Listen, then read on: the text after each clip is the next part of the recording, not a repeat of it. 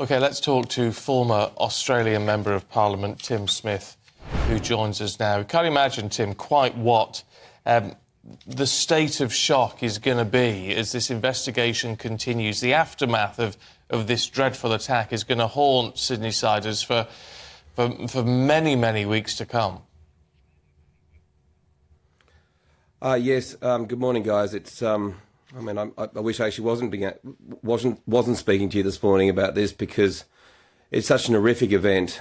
And one of my closest friends, best friend's daughter, was murdered. And the shock of that, when I was informed about this last night, was absolutely unbelievable. And my heart goes out to all the families who've lost loved ones in this senseless and shocking attack. You just don't think that at Bondi Junction you're going to go to a shopping mall on a Saturday afternoon and see a mass murder. And that's what Sydney-siders were faced with on Saturday afternoon. And again, I'm just completely shocked. I mean, I have been to that shopping centre so many times, and to see that horrific violence is just, it's unbelievable.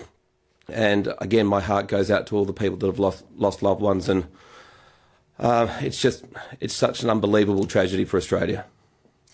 Tim, we can hear the emotion and the shock in your voice there, and we're really sorry to hear about your friend's daughter who so sadly lost her life yesterday. It is a lot to process, isn't it, for Australians? It's not something that you see very often at all in your country, and you'll have the 6 people, of course, that outpouring of grief for those 6 that died yesterday.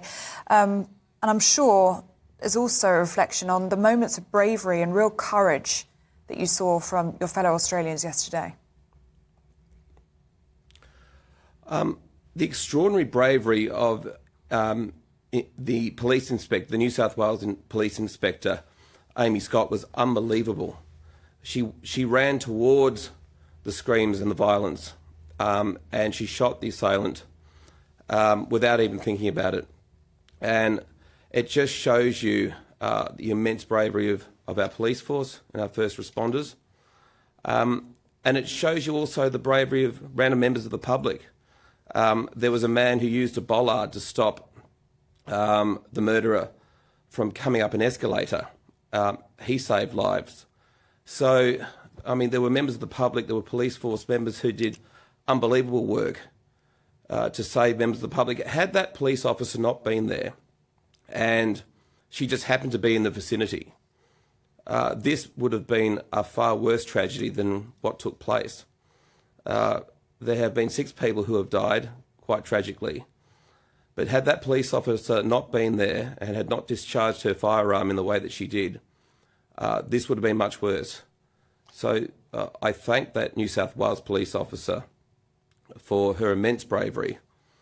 And she saved lives, and thank God that she did. But again, a 25-year-old girl was murdered going shopping on a Saturday afternoon in Sydney. This girl was a very close friend of a friend of mine, and my heart just breaks for their family. It really does. Are there questions to be asked about this? From what we know of the suspect, the killer here, it's not a terrorist attack. That's been ruled out. Maybe someone who's been disturbed in some way or other. Are there questions to be asked of the police or the authorities as to why perhaps he wasn't being more closely monitored? Look, I'm sure that will happen. I'm sure there will be an investigation. I'm sure that people will legitimately ask questions. But from what I have read, the murderer had schizophrenia. It was a lone wolf attack, so to speak. He was wielding a knife. Australia has some of the toughest gun laws in the world. But at the end of the day, you can't stop people buying kitchen knives, can you?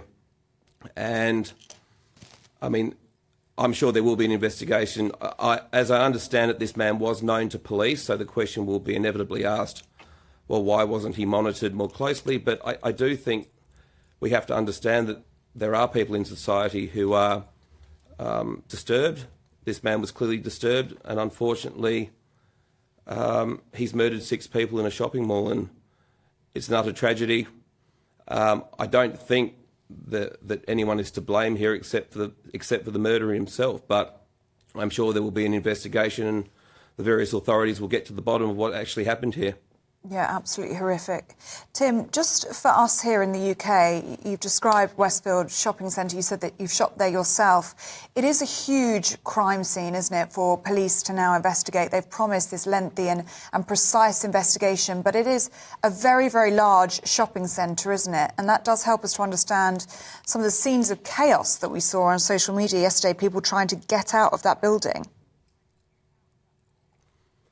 Well, Bondi Junction Westfield makes makes the Westfield at Shepherd's Bush look rather small, to be honest, to put that in London parlances. So it is an enormous shopping centre, and it's now currently closed. It's a huge crime scene.